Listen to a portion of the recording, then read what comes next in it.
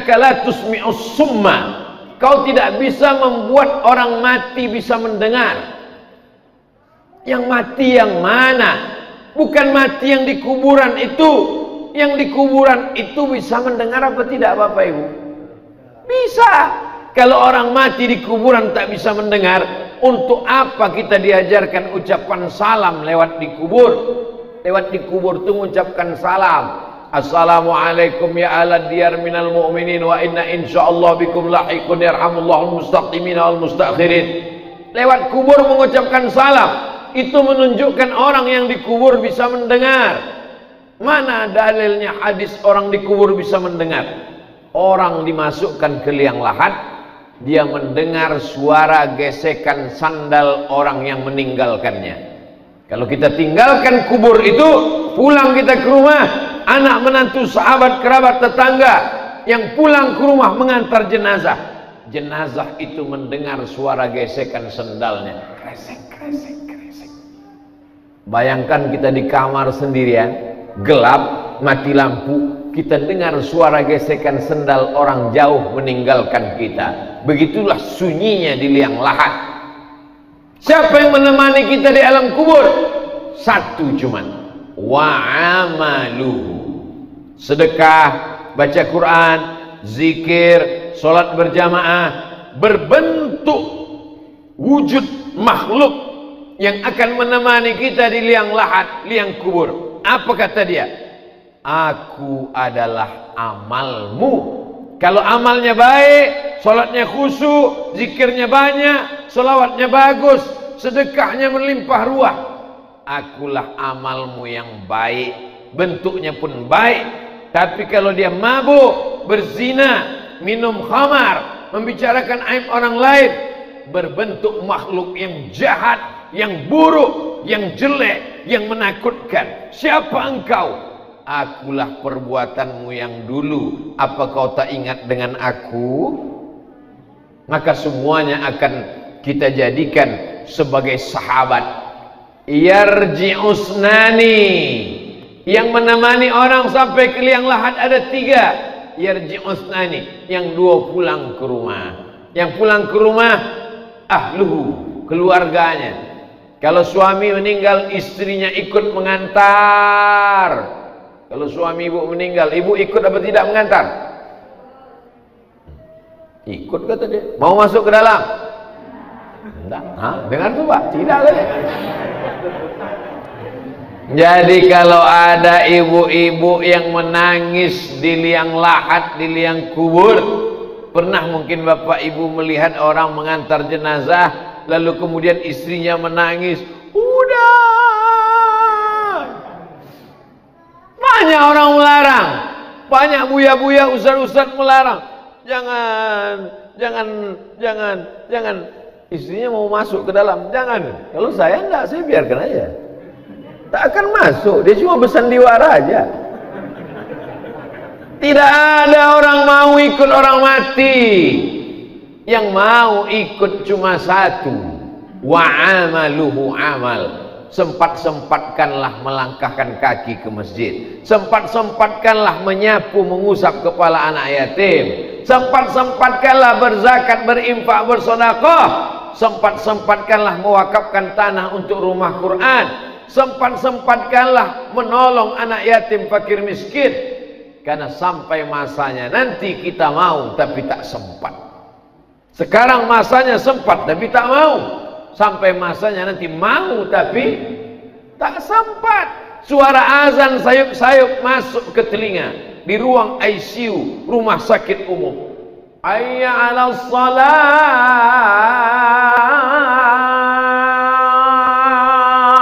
Mau ke masjid tapi tak mampu. Kaki terbaring. Kena penyakit apa? COVID-22. COVID-19 sudah lewat sudah. Bermutasi. Bermutasinya apa? Berkembang lebih canggih dari sebelumnya. Amboko bodoh dalam masalah virus. Jadi yang mau tanya ke dokter, Pak dokter, kenapa orang sudah vaksin 2 kali tetap kena COVID. Karena COVID-nya bermutasi, Pak Ustadz. Mutasi itu apa? Payah lo jalekan ke profesor lo kayaknya. Berkembang lebih dari yang terpikirkan manusia. Dulu orang cukup dengan cuci tangan, pakai masker, insya Allah selamat. Kenapa? Karena COVID tidak masuk ke telinga. COVID hanya masuk ke mulut dan ke hidung. Itu maka dua kan ditutup. Bayangkan kalau nya bermutasi masuk ke telinga. Apa sumbek telinga saudara? Tidak ada tausiah, tidak ada khutbah lain. Jumat iko indah ada khutbah dek telinga awak tak sumbek sadonya.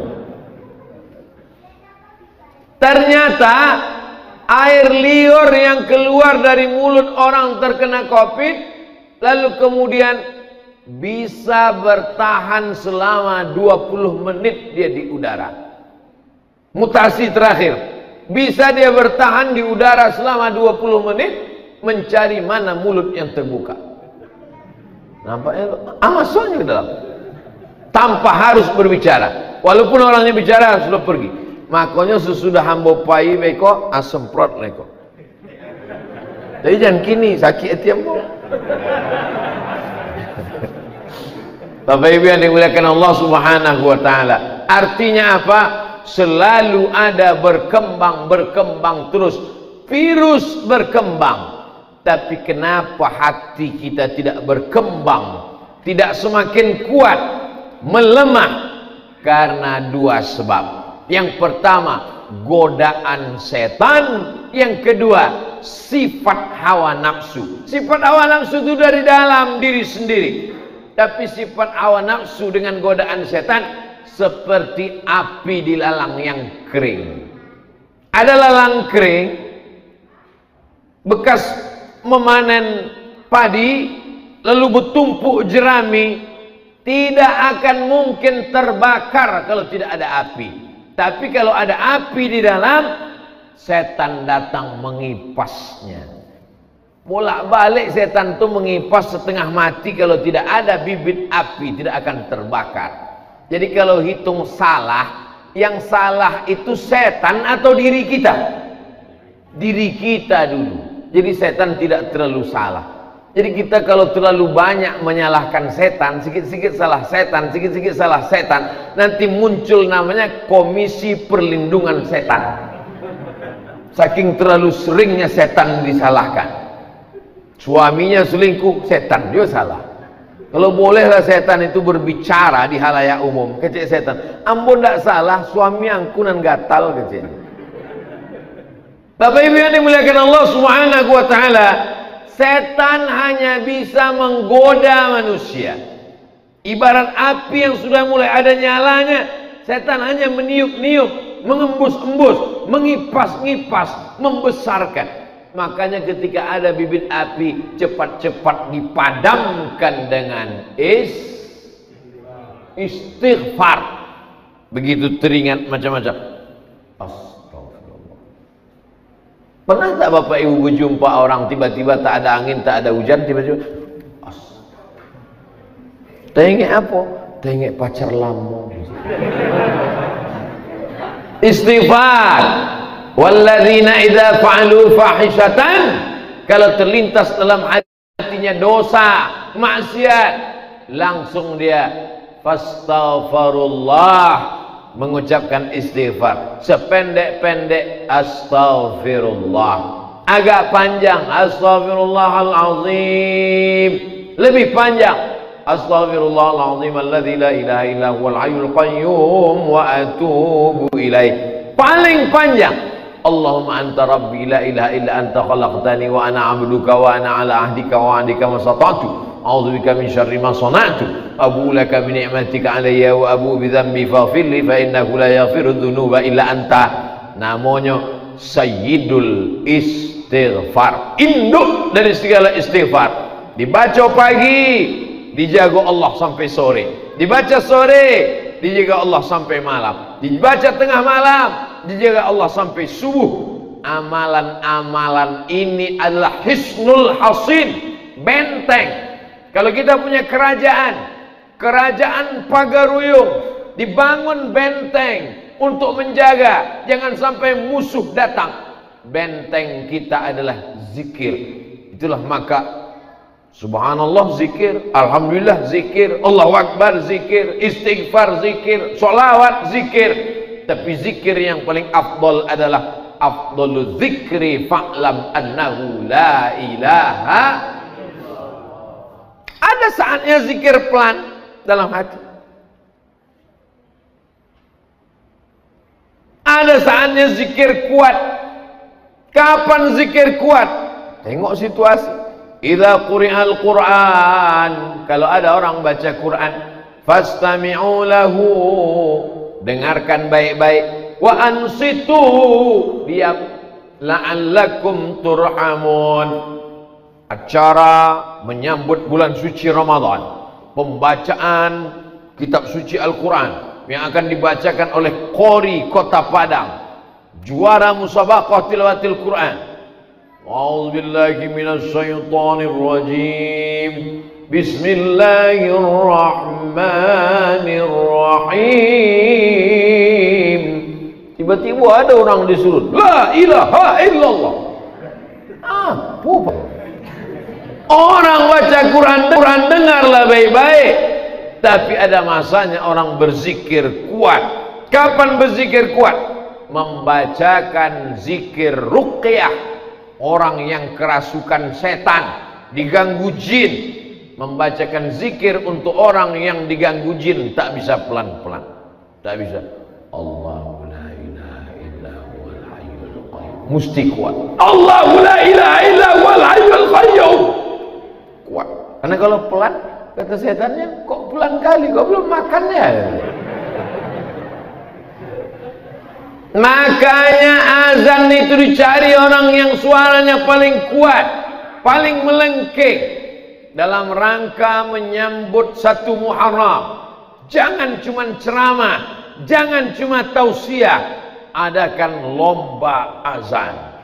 Lomba azan 1 Kota Padang untuk surau Langgar Musola. Yang juara akan diberangkatkan umroh. Setuju? Bapak ibu setuju, anaknya tak setuju, tahu dia takkan berangkat.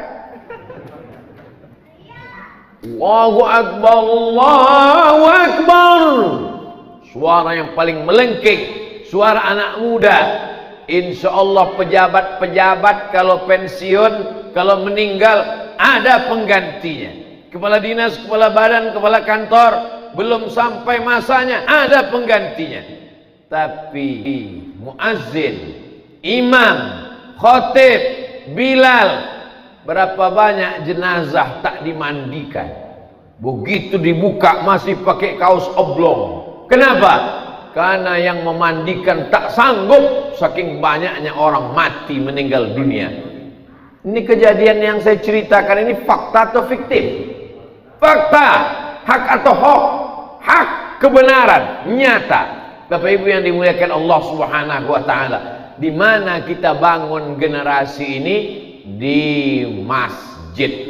Mencari pemimpin di masjid, mendidik anak muda di masjid, pengajian tabligh akbar di masjid. Sekarang tak bisa lagi pengajian karena Covid, mesti protokol kesehatan, menjaga jarak, cuci tangan dan lain sebagainya, hand sanitizer, pakai masker. Tapi tidak menutup kemungkinan untuk kita membuat majlis-majlis kecil, penyelenggaraan jenazah. Anak-anak ini bagaimana menanamkan sayang kepada bapak ibu.